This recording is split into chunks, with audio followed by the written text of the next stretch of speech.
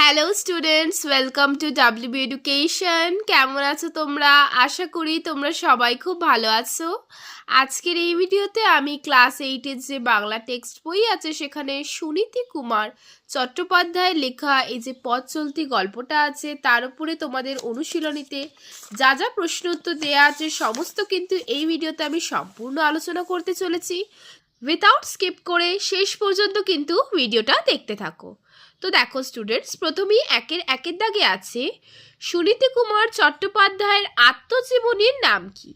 তাহলে দেখো এখানে লাস্ট লাইনেই আছে যে তার আত্মজীবনী জীবন কথা একটি অত্যন্ত সুপাঠ্য গ্রন্থ। ঠিক আছে, তাহলে এখানে হচ্ছে আত্মজীবনীর নাম জীবন কথা। 1-2 ভাষাতত্ত্ব বিষয়ে কোন গ্রন্থ রচনার জন্য তিনি স্মরণীয় আছেন। তাহলে এখানে তিনি the origin and development of the Bengali language গ্রন্থের রচনার জন্য স্মরণীয় হয়ে আছেন। তাহলে এটা হচ্ছে তার গ্রন্থের নাম। এই দুটো উত্তর কিন্তু আমি তোমাদের একটু ভালো করে দেখিয়ে দিচ্ছি। তো তোমরা এখানে দেখে নাও স্টুডেন্টস। তো প্রথম যে প্রশ্নটা ছিল সেটার উত্তর সুনীতি কুমার চট্টোপাধ্যায়ের আত্মজীবনীর নাম হলো জীবন কথা, আর ভাষাতত্ত্ব বিষয়ে লেখা the origin and development of Bengali language গ্রন্থের জন্য তিনি স্মরণীয় হয়ে আছেন। এই দুটো উত্তর তোমরা লিখে নেবে। তারপরে দেখো 2-এর দাগে আছে, আমি কিন্তু সরাসরি বই থেকেই তোমাদের দেখাচ্ছি যে নিচের প্রশ্নগুলির একটি বাক্যে উত্তর দাও। 2-1 লেখকের কোন ট্রেন ধরার কথা ছিল। উত্তরটা লিখবে লেখকের দেহরাদুন এক্সপ্রেস ধরার কথা ছিল। 2-2 একটা তৃতীয় শ্রেণীর বগির কাছে একেবারেই লোকের ভিড় নেই কেন। উত্তরটা লিখবে একটা তৃতীয় শ্রেণীর বগির কাছে একেবারেই লোকের ভিড় না থাকার কারণ হলো কিছু কাবুলিওয়ালার পুরো বগিটির দখল নিয়ে অন্য কোনো যাত্রীদের উঠতে না দেওয়া। 2-3 দেখো পাঠানদের মাতৃভাষা কি। পাঠানদের মাতৃভাষা হচ্ছে পশতু। 2-4 বৃদ্ধ পাঠানের ডেরা বাংলাদেশের কোথায় ছিল। উত্তরটা লিখবে বৃদ্ধ পাঠানের ডেরা ছিল বাংলাদেশের বরিশাল জেলার বন্দর অঞ্চলে পটুয়াখালীতে। 2-5 খুশখাল খাঁ খট্টক কে ছিলেন। উত্তর লিখবে খুশখাল খাঁ খট্টক ছিলেন সম্রাট অরঙ্গজেবের সময়কালের পশতু ভাষার সর্বশ্রেষ্ঠ কবি। 2-6 আদম খাঁ ও দুরখানির কিস্সার কাহিনী কেমন। উত্তরটা লিখবে আদম খাঁ ও দুরখানির কিস্সার কাহিনী দিল ভাঙার অর্থাৎ দুঃখের। 2-7 এই পাঠ্যে কোন বাংলা মাসিক পত্রের উল্লেখ আছে। উত্তরটা লিখবে এই পাঠ্যে বাংলা মাসিক পত্রিকা প্রবর্তকের উল্লেখ আছে। 2-8 রোজার উপোসের আগে কাবুলিওয়ালারা ভরপেট কি খেয়েছিলেন। উত্তরটা লিখবে রোজার উপোসের আগে কাবুলিওয়ালারা ভরপেট রোটা ও কাবাব খেয়েছিলেন। 2.9 তসবিহ শব্দের অর্থ কি। উত্তরটা লিখবে তসবিহ শব্দের অর্থ মুসলমানদের জপমালা। 2-10 আরবি ভাষায় ঈশ্বরের 99টি পবিত্র ও সুন্দর নামকে কি বলা হয়। উত্তরটা লিখবে আরবি ভাষায় ঈশ্বরের 99টি পবিত্র ও সুন্দর নামকে বলা হয় নব্বত ও নও অসমাই হাসানা। এবারে দেখো স্টুডেন্টস 3-এর দাগে আছে নিম্নলিখিত শব্দগুলির সন্ধি বিচ্ছেদ করো। শব্দগুলো হচ্ছে হুঙ্কার, স্বস্তি আর বিষয়ান্তর। এখানে হুঙ্কারের সন্ধি বিচ্ছেদ হবে হুম যুক্ত কার, স্বস্তির হবে সু যুক্ত অস্তি, আর বিষয়ান্তরের হবে বিষয় যুক্ত অন্তর। এবারে দেখো 4-এর দাগে আছে নিম্নলিখিত শব্দগুলির প্রকৃতি প্রত্যয় নির্ণয় করো। শব্দগুলো হচ্ছে ফিরতি, আভিজাত্য, জবরদস্ত, নিবিষ্ট আর উৎসাহিত। তো এখানে দেখো স্টুডেন্টস ফিরতির যে শব্দ প্রত্যয় হবে ফির যুক্ত তি। অভিজাত্য দেখো অভিজাত যুক্ত পেটকাটা মূর্ধন্যয় মূর্ধন্যয় জফলা। ঠিক আছে, এটা জ হবে। জবরদস্ত জবর যুক্ত দস্ত। নিবিষ্ট হচ্ছে নি বিষ যুক্ত তো কয়তয় হবে। উৎসাহিত হচ্ছে উৎ সহ যুক্ত অযুক্ত ইত। ঠিক আছে, আশা করি তোমরা বুঝতে পারছো স্টুডেন্টস। এবার দেখো 5-এর দাগ, আমি এখানে যেহেতু পরপর আছে আর বইতে বারবার গিয়ে গিয়ে দেখাচ্ছি না, যে নির্দেশ অনুযায়ী বাক্য পরিবর্তন করো। 5-1 গাড়িতে সেদিন অসম্ভব ভিড় দেখা গেল।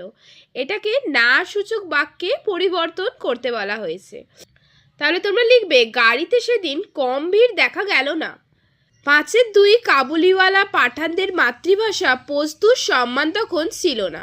এটাকে আমাদের প্রশ্নবোধক বাক্যে পরিবর্তন করতে হবে। তা লিখবে, কাবুলিওয়ালা পাঠানদের মাতৃভাষা পশতুর সম্মান তখন ছিল কি? 5-3 কলকাতার ভাষা তার আয়ত্ত হয়নি। এটাকে জটিল বাক্যে পরিবর্তন করতে হবে। তাহলে কলকাতার যে ভাষা বলে কমা দেবে, তারপর লিখবে তা তার আয়ত্ত হয়নি। 5-4 দু-একজন মাঝে মাঝে এক হাত লস ফার্জি বললে বটে, কিন্তু এদের বিদ্যেও বেশি দূর এগোলো না। এটাকে সরল বাক্যে চেঞ্জ করতে হবে। তা লিখবে, দু-একজন মাঝে মাঝে এক হাত লস ফার্সি বললেও এদের বিদ্যেও বেশি দূর এগোলো না। 5-5 বাংলাদেশে তোমার ডেরা কোথায়? এটাকে নির্দেশক বাক্যে চেঞ্জ করতে হবে। লিখবে, বাংলাদেশে তোমার ডেরা কোথায় জানতে চাইছি বলে এখানে দাঁড়িয়ে দেবে। এবারে দেখো 6 দাগে আছে প্রসঙ্গ উল্লেখ করে টিকা লেখো। এখানে কাবুলিওয়ালা, পশতু, ফার্সি, আফগানিস্তান, বরিশাল, গজল, উর্দু আর নামাজ। তাহলে স্টুডেন্টস, এই যে শব্দগুলো আছে এগুলোর ওপরে আমাদেরকে গল্প অবলম্বনে টিকা লিখতে হবে। তাহলে প্রথম শব্দটা ছিল কাবুলিওয়ালা। আমরা টিকাটা এভাবে লিখব। প্রথমে উৎস, সুনীতি কুমার চট্টোপাধ্যায়ের লেখা পথ চলতি গদ্যাংশ থেকে আলোচ্য কথাটি নেওয়া হয়েছে। প্রসঙ্গ কি না, গয়া থেকে ফেরার সময় দেহরাদুন এক্সপ্রেস ট্রেনে উঠবার প্রসঙ্গে কাবুলিওয়ালা কথাটি এসেছে। তাৎপর্য, টিকিট থাকা সত্ত্বেও অত্যধিক ভিড় ঠেলে ট্রেনটিতে লেখকের প্রবেশের সাধ্য ছিল না, অথচ তিনি দেখলেন একটি বগিতে কয়েকজন মাত্র কাবুলিওয়ালা দিব্যি আরামে শুয়ে বসে আছে। কেউ সেখানে ঢুকতে পারছে না, কেউ ঢুকতে গেলে তারা তাড়িয়ে দিচ্ছে, ফলে সাহস করছে না কেউ। কাবুল দেশের পাঠান জাতির এই মানুষগুলো ব্যবসায়ী।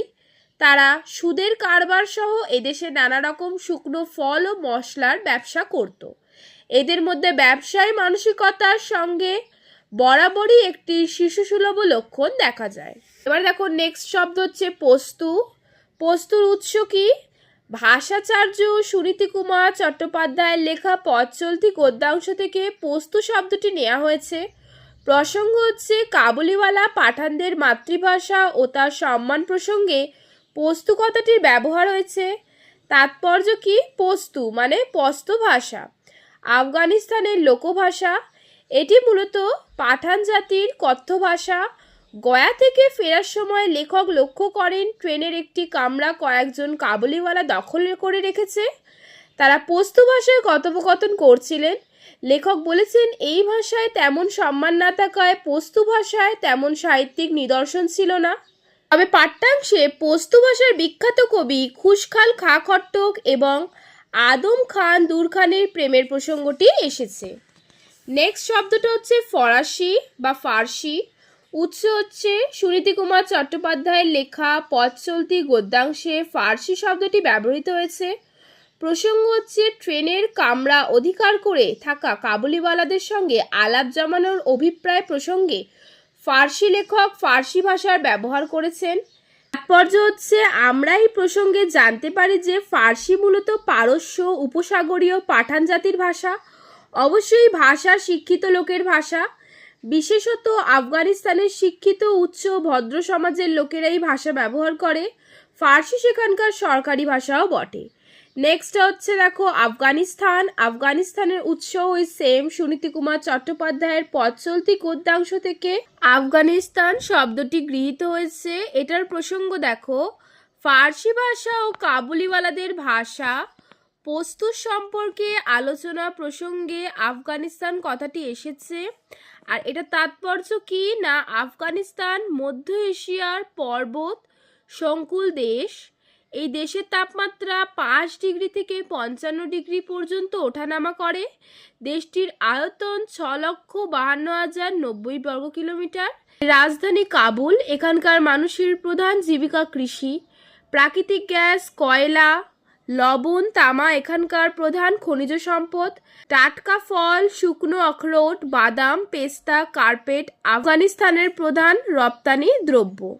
নেক্সট শব্দ হচ্ছে বরিশাল। বরিশালের উৎস সুনীতি কুমার চট্টোপাধ্যায়ের লেখা পথ চলতি গদ্যাংশে বরিশাল শব্দটি ব্যবহৃত হয়েছে। প্রসঙ্গ কি না কথাটি জনৈক কাবুলিওয়ালার ব্যবসা কেন্দ্র ও ডেরা প্রসঙ্গে এসেছে। এই শব্দটির তাৎপর্য হচ্ছে বরিশাল জেলা বর্তমান স্বাধীন বাংলাদেশের একটি নদীবহুল অঞ্চল। প্রচলিত ছন্দে স্থানটি সম্পর্কে বলা হতো ধান নদী খাল এই তিনে বরিশাল। স্থানটির নামকরণ প্রসঙ্গে বহু কিংবদন্তি ও লোককথা চালু আছে। বর্তমানে এটি একটি বাংলাদেশের বিভাগও বটে। এই বিভাগে মোট 6টি জেলা আছে। এক বৃদ্ধ কাবুলিওয়ালা আগা সাহেব বরিশালের বরিশালী ভাষাকে মাতৃভাষার মতো ব্যবহারে সক্ষম বলে লেখক তার প্রশংসা করেছেন। নেক্সট শব্দ হচ্ছে গজল। গজলের উৎসটা দেখো, সুনীতি কুমার চট্টোপাধ্যায়ের লেখা পথ চলতি নামক গদ্যাংশে গজল কথাটি উদ্ধৃত হয়েছে। গজলের প্রসঙ্গ দেখো, সুনীতি কুমার চট্টোপাধ্যায় 1928 খ্রিস্টাব্দে গয়া থেকে কলকাতায় আসার পথে সহযাত্রী কাবুলিওয়ালাদের এই জিজ্ঞাসা করেন, তাদের মধ্যে কেউ পস্তু ভাষার সর্বশ্রেষ্ঠ কবি খুশহাল খাঁ খট্টকের গজল জানেন কিনা। লেখকের এই জিজ্ঞাসার সূত্র ধরে গজল কথাটি এসেছে। গজল কথার তাৎপর্য দেখো, গজল আরবি শব্দ যার অর্থ প্রেম বিষয়ক কবিতা। পারস্যেই কবিতার সৃষ্টি হয়েছে, পরে তা গান হিসেবে পরিবেশিত হতে থাকে। পারস্যবিদরা বলেন ভাবের দিক থেকে গজল দর্থক। সাধকেরা এর মধ্যে যেমন পারমার্থিক ব্যঞ্জনা খুঁজে পান, তেমনি প্রণয়ী এতে নরনারীর প্রেমের ব্যঞ্জনাও পেতে পারেন। এই গানগুলি সাধারণত উর্দু ভাষায় রচিত।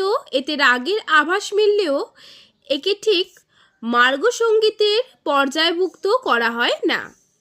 নেক্সট শব্দ দেখো উর্দু। উর্দুর উৎস হচ্ছে ভাষাবিদ সুনীতি কুমার চট্টোপাধ্যায়ের লেখা পথ চলতি গদ্যাংশ থেকে উর্দু কথাটি গৃহীত হয়েছে।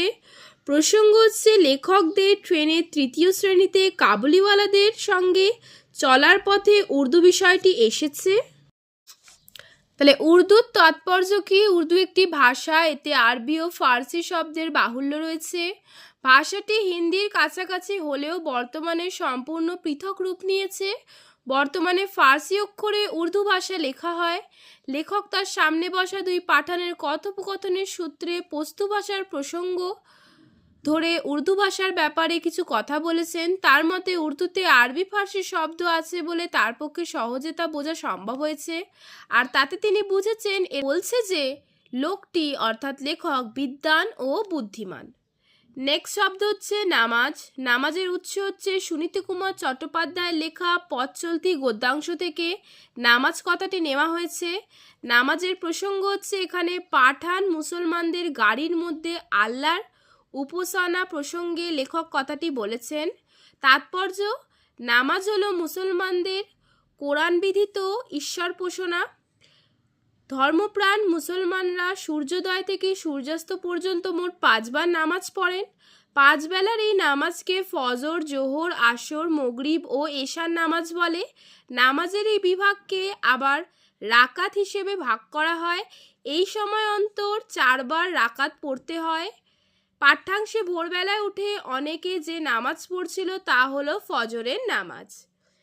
7 দাগে বলেছে নিচের প্রশ্নগুলির উত্তর কয়েকটি বাক্যে লেখো। প্রথম প্রশ্ন হচ্ছে স্টেশনে পৌঁছে লেখক কি দেখেছিলেন। উত্তরটা এভাবে লিখবে যে ভাষাচার্য সুনীতি কুমার চট্টোপাধ্যায় রচিত পথ চলতি গদ্যাংশের বর্ণিত ঘটনা অনুসারে স্টেশনে পৌঁছে লেখক দেখেন ট্রেন যথাকালে এলেও গাড়িতে অসম্ভব ভিড়। মধ্যম শ্রেণীর কামরায় ওঠা যায় না। 2য় শ্রেণীর গাড়ির মেঝেতে লোকে বিছানা করে নিয়েছে। কোথাও বা বসে দাঁড়িয়ে লোক যাচ্ছে, তবে 3য় শ্রেণীর বগের কাছে কোনো ভিড় নেই। সেখানে গুটি কত কাবুলিওয়ালা বিরাট কামরাখানা দখল করে বসে আছে, কাউকে সেখানে ঢুকতে দিচ্ছে না।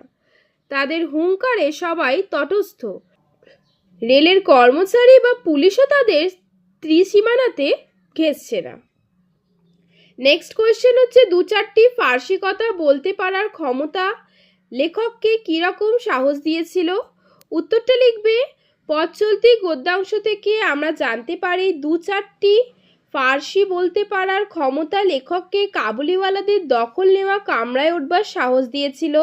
তিনি ভেবেছিলেন ফার্সি যেহেতু আফগানিস্তানের শিক্ষিত ভদ্র সমাজের সরকারি ভাষা, সেহেতু কথার মাধ্যমে তিনি তার অবস্থা বোঝাতে সক্ষম হবেন। তাছাড়া ফার্সি বলা শিক্ষা ও অভিজাতদের লক্ষণ এবং ফার্সিতে দু একটা কথা বলে তিনি সবাইকে অবাক করে দেবেন। তারপর বাঙালির মুখে ফার্সি শুনে তারা হয়তো জায়গাও করে দিতে পারে। সুতরাং ফার্সি ভাষা বলতে পারার ক্ষমতা লেখককে এই অসমসাহসিক কাজে উদ্বুদ্ধ করেছিল। 7-3 প্রশ্ন, আলেম শব্দের মানে কি? লেখককে কারা কেন এই মস্ত আলেম ভেবেছিলেন? উত্তরটা লিখবে আলেম কথার অর্থ সর্বজ্ঞ, অর্থাৎ সব বিষয়ে পারদর্শী, এক কথায় সর্বজ্ঞ পণ্ডিত ব্যক্তি। লেখককে মস্ত আলেম ভাবার কারণ হচ্ছে গাড়ির মধ্যে থাকা কাবুলিওয়ালাদের অনেকে লেখককে আলেম ভেবেছিলেন। জোরপূর্বক কামরায় ঢুকে লেখক যেভাবে তাদের সঙ্গে ফার্সি ভাষায় কথা বলেছিলেন তাতে সবাই বিস্মিত হয়। কথাবার্তার মাধ্যমে লোকগুলোর যে ফার্সি বলার ক্ষমতা নেই তা বুঝে লেখক সুনীতি কুমার চট্টোপাধ্যায় খানিকটা তাচ্ছিল্য করে ব্যঙ্গের সুরে বলেন, তারা আফগানিস্তানের কোথা থেকে আসছে যে ফার্সি জানে না। তাতেই সকলে বোঝে লেখক বাঙালি হলেও অনেক জানে। ফলে তারা সমীহ করে তাকে ভিতরে ঢুকতে দেয় এবং তাকে আলেম মনে করে। 7.4 আগা সাহেব সম্বন্ধে যা জানা গেল সংক্ষেপে লেখো। উত্তরটা লিখবে প্রখ্যাত ভাষাতাত্ত্বিক সুনীতি কুমার চট্টোপাধ্যায়ের লেখা পথ চলতি শীর্ষক রচনাংশে আগা সাহেবের কথা জানা যায়। আগা সাহেবের বর্ণনা কি না, শ্বশুর বাড়ি থেকে ফেরার পথে দেহরাদুন এক্সপ্রেসের 3য় শ্রেণীর কামরায় অন্যান্য কাবুলিওয়ালাদের সঙ্গে আগা সাহেবের সাক্ষাৎ পান। আগা সাহেব লেখকের থেকে একটু দূরে বাঙ্কের ওপর শুয়েছিলেন।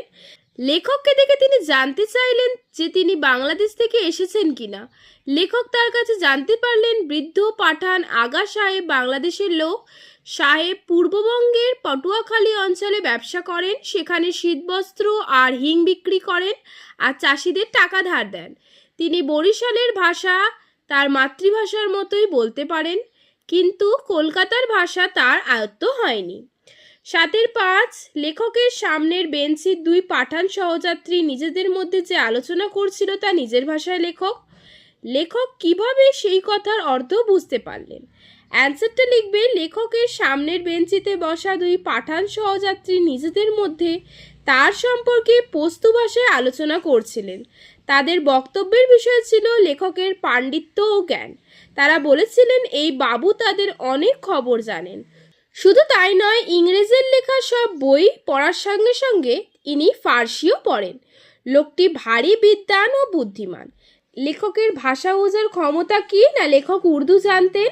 সেই সঙ্গে তার এও জানা ছিল যে পস্তু ভাষায় প্রচুর ফার্সি ও আরবি শব্দ আছে। উর্দু জানা থাকলে পস্তু তা সে দেহাতি পস্তু হলেও বোঝা যায়। আসলে কিছু শব্দ জেনেও বাকিটা বুদ্ধি দিয়ে পাঠান সহযাত্রীর কথার অর্থ লেখক বুঝতে পেরেছিলেন। এবারে স্টুডেন্টস 8-এর দাগে আছে দেখো, নিচের প্রশ্নগুলির উত্তর নিজের ভাষায় লেখো। 8-1 পাঠ্য গদ্যটির ভাবের সঙ্গে পথ চলতি নামটি কতখানি সঙ্গতিপূর্ণ হয়েছে বিচার করো। অর্থাৎ এখানে নামকরণের সার্থকতা তোমাদেরকে লিখতে হবে। তো এখানে কিন্তু স্টুডেন্টস তোমরা এভাবে লিখতে পারো যে নামকরণ বিভিন্ন প্রকারের হয়ে থাকে, যেমন বিষয়বস্তু কেন্দ্রিক নামকরণ, চরিত্র কেন্দ্রিক নামকরণ, সাংকেতিক বা ব্যঞ্জনধর্মী নামকরণ ইত্যাদি। আলোচ্য পাঠ্যাংশে নামকরণ করা হয়েছে বিষয়বস্তুকে কেন্দ্র করে। পথে বহু মানুষের সঙ্গে আমাদের আলাপ হয়, পারস্পরিক সৌহার্দ্যে সেই আলাপ বেশ কিছুটা আন্তরিক হয়ে ওঠে, খুঁজে পাওয়া যায় মনের রসদ। লেখক সুনীতি কুমার চট্টোপাধ্যায় দেহরাদুন এক্সপ্রেস চড়ে কলকাতা ফেরার সময় ভিড়ের কারণে ট্রেনের মধ্যম ও 3য় শ্রেণীতে স্থান পাননি। তিনি লক্ষ্য করেন 3য় শ্রেণীর একটি কামরা কিছু কাবুলিওয়ালা দখল করে রেখেছে। লেখক ফার্সি ভাষা জানার সুবাদে ওই কাবুলিওয়ালাদের সঙ্গে অনায়াসেই বার্তালাপ করেন এবং এর ফলে তিনি কামরায় অনায়াসে জায়গা করে নেন। তাদের সঙ্গে কলকাতায় ফেরার অভিজ্ঞতাই আলোচ্য রসনাংশের কেন্দ্রীয় বিষয়। সমগ্র কাহিনী পথের অভিজ্ঞতাতে পরিপূর্ণ, তাই চলার পথের অভিজ্ঞতায় যেহেতু গল্পের মূল বিষয়, সেজন্য তাকে কেন্দ্র করে এর নামকরণ করা হয়েছে। সুতরাং বিষয়বস্তুর বিচারে পথ চলতি নামটি সর্বাঙ্গে সার্থক ও সুন্দর হয়ে উঠেছে। 8-2 প্রশ্ন, পাঠ্য গদ্যাংশটি থেকে কতকের চরিত্রের কোন বৈশিষ্ট্যগুলো তোমার চোখে ধরা পড়েছে বিভিন্ন ঘটনা উল্লেখ করে লেখো। তাহলে প্রথমে লিখবে যে কতকের চরিত্রের বৈশিষ্ট্য। পথ চলতি রচনাটি লেখকের একটি চলার পথের অভিজ্ঞতা। অভিজ্ঞতাটির মাধ্যমে লেখকের নিজস্ব কিছু বৈশিষ্ট্যের পরিচয় আমরা পাই। সমগ্র রচনাটি যেহেতু আত্মকথনের ভঙ্গিতে লেখা, সেও কথক চরিত্র বিশ্লেষণ প্রসঙ্গে আমরা লেখক চরিত্র বিশ্লেষণ করব। পথ চলতি পাঠ্যাংশে আমরা লক্ষ্য করি কথক তথা লেখক সাহসী, বিচক্ষণ, ভাষাবিদ, আলাপী, সঙ্গীত রসিক, বিদ্বান, সাহিত্যপ্রেমী প্রভৃতি গুণে অধিকারী। যে কামরায় রেলের কর্মচারী বা পুলিশ পর্যন্ত যেতে পারেনি, যেখানে সাহস করে কেউ ঢোকেনি, সেখানে তিনি অবলীলায় নির্দ্বিধায় ঢুকতে সচেষ্ট হন। ভাষাবিদ বলেই তিনি জানতেন আফগানিস্তানের লোকেরা ফার্সি জানবে। তারপর ফার্সি বলার পর যখন তারা সে ভাষাও বুঝল না, তখন বিচক্ষণতার গুণে তিনি উপলব্ধি করলেন সহযাত্রীরা ওখানকারই কোনো প্রত্যন্ত এলাকার মানুষ, যে কারণে ফার্সি অভিজাত্যের লক্ষণ এদের মধ্যে নেই। বিচক্ষণ বলেই লেখক বিষয়টি উপলব্ধি করতে পেরেছিলেন। লেখক সঙ্গীত রসিক বলেই তাদের কাছে অরঙ্গজেবের সমকালীন মানুষ খুসাল খাঁ খট্টকের গজল শোনার আগ্রহ প্রকাশ করেন। তার মন্তব্যের মাধ্যমেই জানা যায় তিনি পস্তু ভাষার সর্বশ্রেষ্ঠ কবি। তারপর আদম খান ও দুরখানির কিস্সার প্রসঙ্গ আসে। গান ও সাহিত্যের সমন্বয়ে গাড়িতে যেন একটি পস্তু সাহিত্য গোষ্ঠী বা সম্মেলন শুরু হয়। এভাবে আমরা লেখকের নানান বৈশিষ্ট্যের সম্পর্কে অবহিত হতে পারি।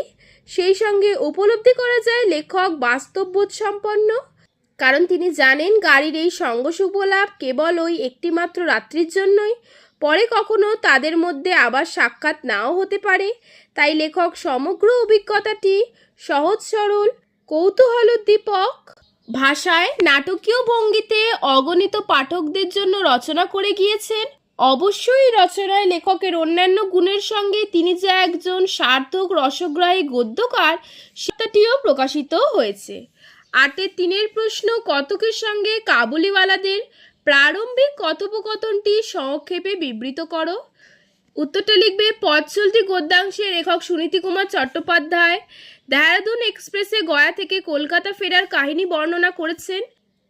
ভিড় কামরায় ওঠা অসম্ভব বিবেচনা করে লেখক কাবুলিওয়ালাদের সম্পূর্ণ দখলে থাকা ভিড়হীন কামরায় হাতল ধরেন। ভিতর থেকে 5-6 জন হুঙ্কার দিয়ে বলে এই গাড়ি কেবলমাত্র পাঠালদের জন্য, তার জন্য নয়। লেখক ফার্সিতে উত্তর দেন খালি একজন লোকের জায়গা প্রয়োজন। ফার্সি বুঝতে না পেরে হতভম্ব হয়ে একজন জানতে চায় লেখক কি চাইছেন। তিনি আবার ফার্সিতে বলেন তারা কি ফার্সি জানে না, ফার্সি বলতে পারে না। যাত্রীদের মধ্যে ফার্সি জানা কেউ না থাকায় লেখক তখন গলা চড়িয়ে তাচ্ছিল্য ভরে বলেন যে তারা আফগানিস্তানের কোন এলাকা থেকে আসছে যে ফার্সিতে কথা বলার ক্ষমতা তাদের নেই। তারা নিজেদের মধ্যে মুখ চাওয়াচাওয়ি করার পর একজন বলে সে ফার্সি জানে। তখন লেখক তাদেরকে গাড়িতে জায়গা দেওয়ার অনুরোধ করেন। তখন সেই ছোকরা ছেলেটি জানতে চায় তিনি কোথায় যাবেন। জবাবে লেখক বলেন কলকাতায় যাবেন। তারপর সে ইশারায় লেখককে ভিতরে আসতে বলে। লেখক ভিতরে ঢোকেন এবং তাকে জ্ঞানী ব্যক্তি মনে করে যথেষ্ট সমীহ দেখিয়ে তারা একটি পুরো বেঞ্চ খালি করে দেয়। ইতিমধ্যে গাড়ি চালু হয়। 8-4 প্রশ্ন, কত কেন বলেছেন যেন এক পস্তু সাহিত্য গোষ্ঠী বা সম্মেলন লাগিয়ে দিল, সেই সাহিত্য সম্মেলনের বর্ণনা দাও। তা বর্ণনাটা এভাবে লিখবে যে পথ চলতি গদ্যাংশে লেখক সুনীতি কুমার চট্টোপাধ্যায় দেহরাদুন এক্সপ্রেসে গয়া থেকে কলকাতা ফেরার কাহিনী বর্ণনা করেছেন। আসলে অনেক সময় চলতি পথে বিভিন্ন মানুষের সঙ্গে পারস্পরিক আলাপ আলোচনার মাধ্যমে অকৃত্রিম আন্তরিকতা যেমন ফুটে ওঠে, তেমনি মনের রসদ সাহিত্যের রসের স্বাদ মেলে। আলোচ্য রচনায় দেখা গিয়েছে দেহরাদুন এক্সপ্রেসের পস্তু সাহিত্য গোষ্ঠী বা সম্মেলন শুরু হয় খুসাল খাঁ খট্টকের গজল বিষয়ে প্রশ্নের মাধ্যমে। অরঙ্গজেবের সমকালীন এই কবি পস্তু ভাষার সর্বশ্রেষ্ঠ কবি। লেখকের আগ্রহে জনৈক যাত্রী গজল শোনান। এরপর আদম খান আর দুরখানির মহব্বতের কিস্সার কথা আলোচনা হয়, আর গাড়ির সমস্ত যাত্রীরা অবধারিতভাবে মন দিয়ে সেই কাহিনী শোনে। পাঠানের গলা যদিও কর্কশ, তবে সে গুরুগম্ভীরভাবে কাহিনীটি কিছুটা গান করে আবার কিছুটা পাঠ করে সবাইকে মোহিত করে রাখে। এভাবে সেই তৃতীয় শ্রেণীর গাড়িতে গানে, আবৃত্তিতে ও পাঠে যেন এক পোস্ত সাহিত্য গোষ্ঠী বা সম্মেলন অনুষ্ঠিত হয়। ৮-এর ৫-এর প্রশ্ন দেখো, পথ চলতি রচনায় ভাষা ও সংস্কৃতির বিভিন্নতা থাকা সত্ত্বেও যে সহজ বন্ধুত্ব ও উদার অনুভূতির ছবিটি পাওয়া যায় তার স্বরূপ বিশ্লেষণ করো। বর্তমান সময়ে এই বন্ধুত্ব ও সমানুভূতির প্রাসঙ্গিকতা বুঝিয়ে দাও। উত্তরটা লিখবে, ভারতবর্ষ বহু ভাষা ও সংস্কৃতির দেশ, ভিন্নতা মানববন্ধনের প্রতিবন্ধকতা নয়। আলোচ্য কাহিনীতে আমরা সেই প্রতিবন্ধকতাহীন বন্ধুত্ব ও উদারতার পরিচয় পাই। কাহিনীর সূচনা আপাত বিরোধিতা দিয়ে হলেও তা বেশিক্ষণ স্থায়ী হয়নি। পারস্পরিক আচরণ ও একে অন্যকে নিজের মনোভাব বোঝানোর মধ্য দিয়ে সবাই একাত্ম হয়েছে।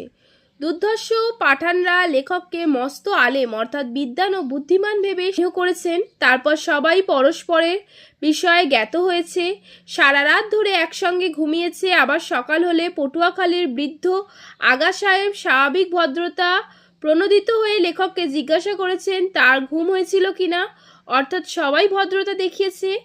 এইভাবে পথ চলতি রচনায় আমরা ভাষা ও সংস্কৃতির বিভিন্নতা থাকা সত্ত্বেও মানুষের মধ্যেকার বন্ধুত্ব ও উদার সমানুভূতির পরিচয় পাই। বর্তমান সময়ে বন্ধুত্ব ও সহানুভূতি একান্ত আবশ্যক, কারণ বর্তমানে আমাদের দেশে বিচ্ছিন্নতাবাদ বেশি করে মাথাচাড়া দিয়েছে।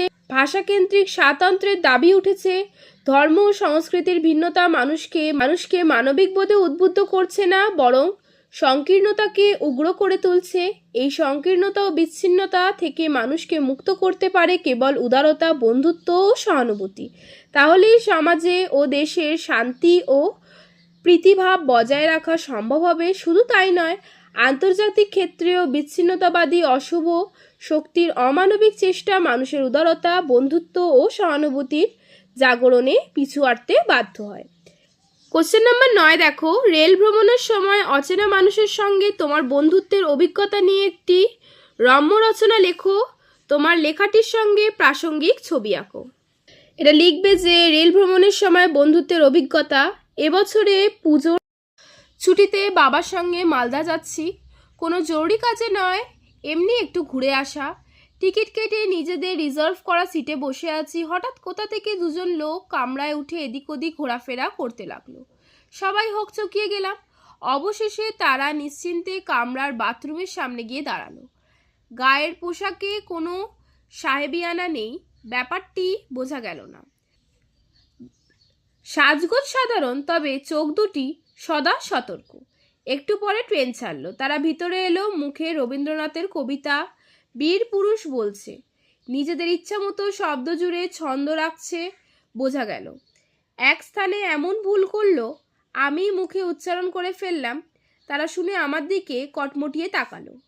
আমি তো ভয় পেয়ে গেলাম। একজন চলে এলো আমার কাছে। আমি বাবাকে জড়িয়ে ধরলাম।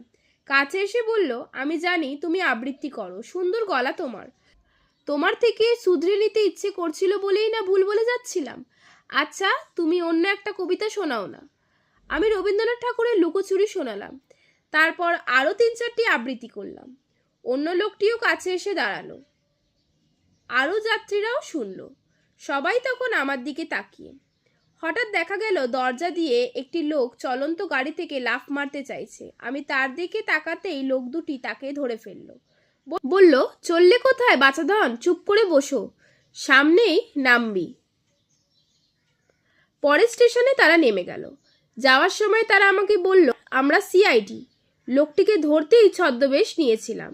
ট্রেন ছাড়তে 5 মিনিট লাগবে। ছাড়ার মুহূর্তে সেই লোক দুটি এসে আমাকে 1 বাক্স চকলেট দিল। বলল, তোমার আবৃত্তির পুরস্কার।